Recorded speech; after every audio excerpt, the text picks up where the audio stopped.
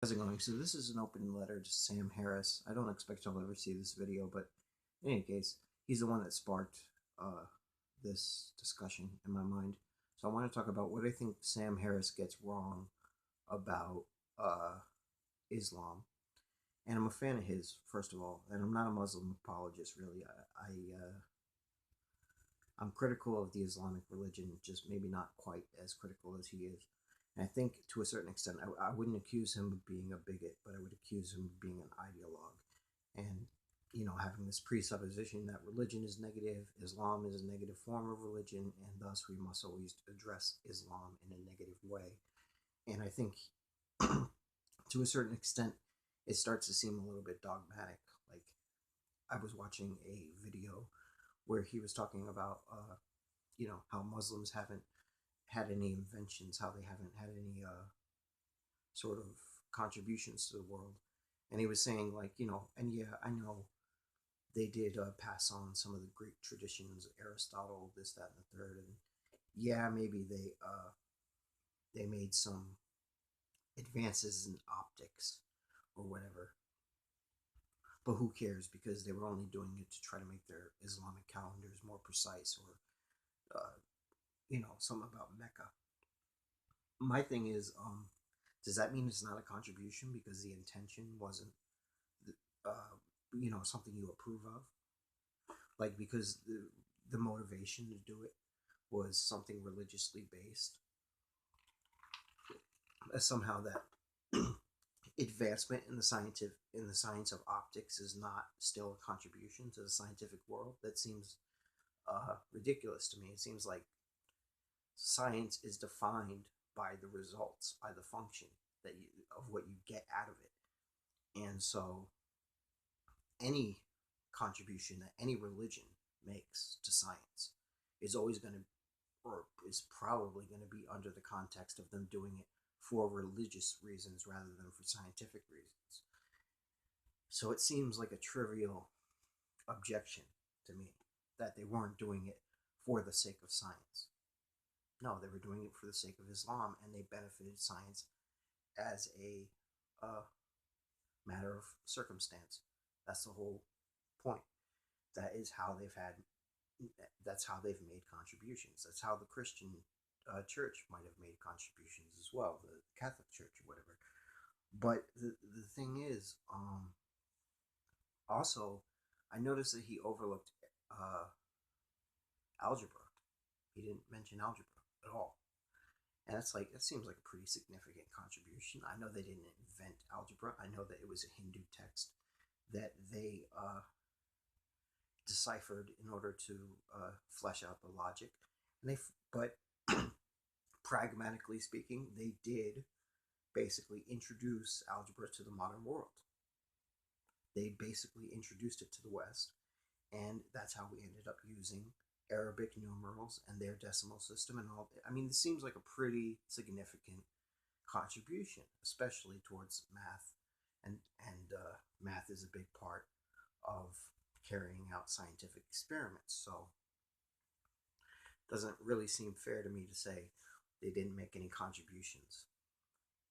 Um, and I think that there is some merit also in the prospect of a civilization that is interested in seeking out knowledge from other civilizations, and you know bringing back these old, from all corners of the earth, bringing back these old texts, and bringing them back to Babylon and sort of analyzing them and trying to derive knowledge from them. That seems to me like a pretty productive endeavor. And maybe Harris and other critics of Islam, such as Milo, I've seen Milo make similar claims that they didn't really do anything productive. You know, they just don't like Islam, so they don't want to admit that anything the Islamic societies ever did might have been towards the benefit of mankind. And it is a bit of ethnocentrism. It's not really, I'm not going to go and label them racist or anything like that, but it's a bit of just like, I think, bias towards our own civilization, because we're so quick to seize upon any Western invention as evidence of the merits of our own civilization. But when it's coming from another civilization, we find these convenient ways in which it doesn't really matter. And uh, I don't think that's a coincidence. The other area where I think Sam overreaches when he's talking about Islam is when he's like spelling out the rationale for these terrorist attacks.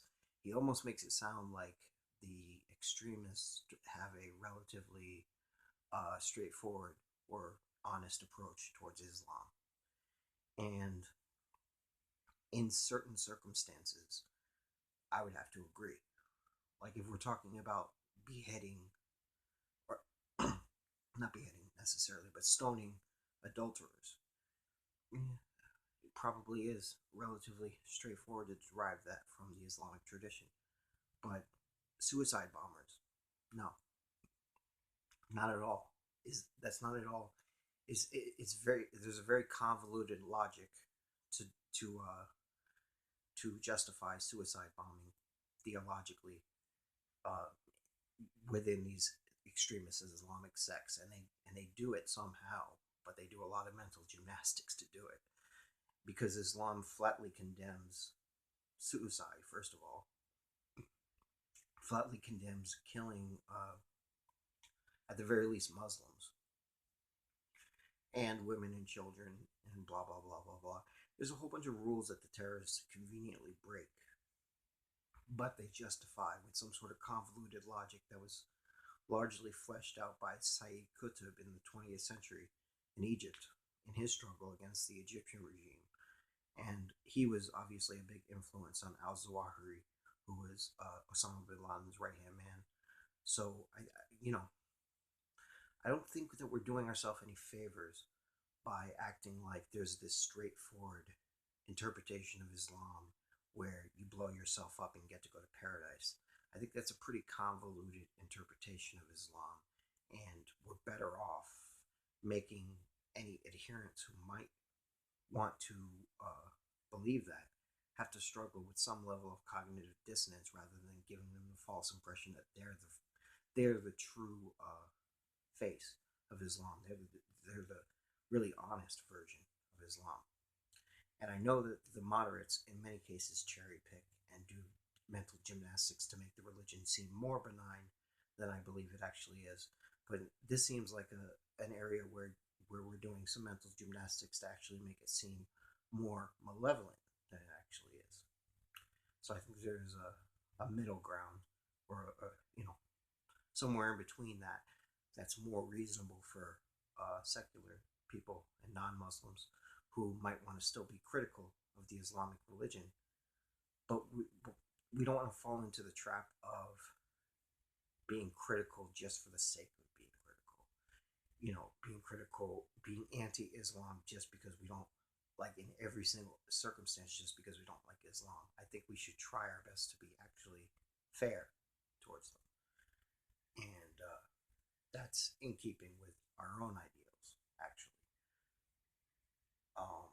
So yeah, basically that's why I think Sam gets wrong about Islam. I think he exaggerates the malevolence of the religion, though I do think it's problematic, and I think that he downplays any sort of contributions that they might make towards anything positive, scientific, etc.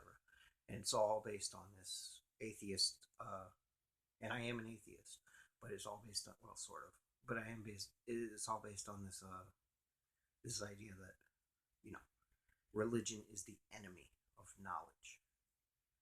You know, and to me, that is like one of the dogmas of certain sects of atheism that they take a little bit further than is actually rationally justified, and I think it's counterproductive.